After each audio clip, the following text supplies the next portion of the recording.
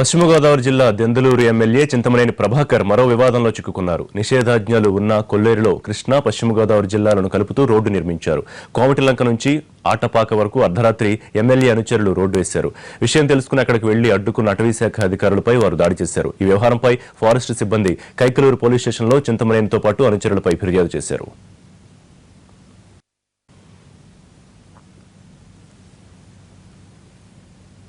అటవీశాఖ అధికారులపై ఎమ్మెల్యే చింతమనేని అనుచరుల దాడికి సంబంధించిన డీటెయిల్స్ దామోదర్ అందిస్తారు. దామోదర్, మొత్తం కూడా ఏదైతే ముసలూరుకు సంబంధించినటువంటి ఇసుక రీచ్ల్లో ఈ వివాదం సద్దమనక ముందే మరలా ఈ అటపాక కోమటిలంక రహదారిని అర్ధరాత్రి సమయంలో మొత్తం కూడా దెందులూరు ఎమ్మెల్యే చింతమనేని ప్రభాకర్ అతనికి సంబంధించినటువంటి అనుచరులంతా కూడా రాత్రి దాదాపుగా 70 నుంచి 80 ట్రాక్టర్లలో మట్టి తీసుకురావడం, మొత్తం కూడా ఈ రహదారి మొత్తాన్ని కూడా రాత్రి నిర్మించేసే ప్రయత్నం చేశారు.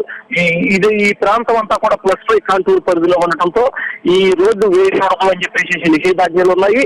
అలాగే అటవీ శాఖకు సంబంధించి కూడా ఎటువంటి పరిస్థితులను కొల్లేరు అంతర్భాగంలో కూడా అన్ని నిషేధపు ఉత్తర్వులు కూడా ఉన్నాయి.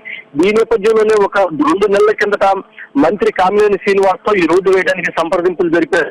మీకు 40 రోజులు వ్యవధిస్తున్నాను, 40 రోజుల వ్యవధిలో మంత్రి కామినేని ఈ రోడ్డు నిర్మించి మొత్తం కూడా నిర్మిస్తాను అని చెప్పారు. అయితే ఆ మంత్రి కామినేని రోడ్డు నిర్మించకపోవడంతో రాత్రి ఏలూరు నుంచి మొత్తం కూడా గ్రావెల్ కి సంబంధించినటువంటి లారీలు ట్రాక్టర్లతో వచ్చి రోడ్డు నిర్మించేసేయటం జరిగింది. దీని నేపథ్యంలోనే మొత్తం ఈ అటవీ శాఖ అధికారులు ఎవరైతే అడ్డుకునే ప్రయత్నం చేశారో వాళ్ళందరినీ కూడా నెట్టివేయడం, దీంతో చింతమనేని ప్రభాకర్ అదేవిధంగా అతని అనుచరులు అందరి మీద కూడా కైకలూరు పోలీస్ స్టేషన్ లో కేసు నమోదు చేశారు.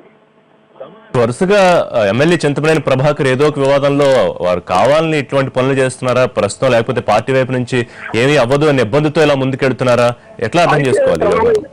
ప్రధానంగా ఈ రహదారి విషయం వస్తే కనుక ఇది ఎప్పటి నుంచో ఉన్నటువంటి వివాదం.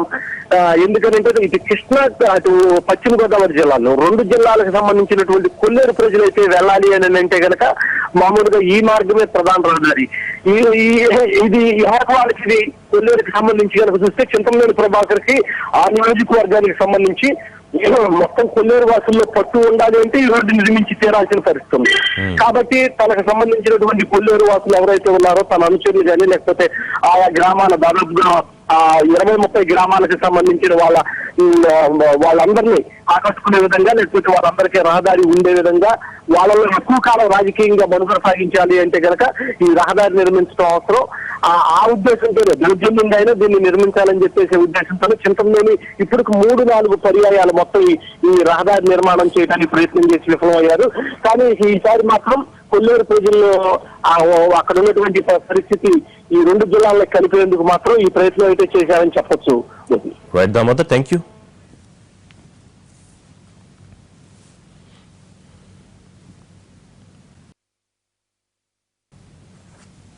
న్యూస్ ఆన్లైన్లో షార్ట్ బ్రేక్ తీసుకుందాం. Stay tune.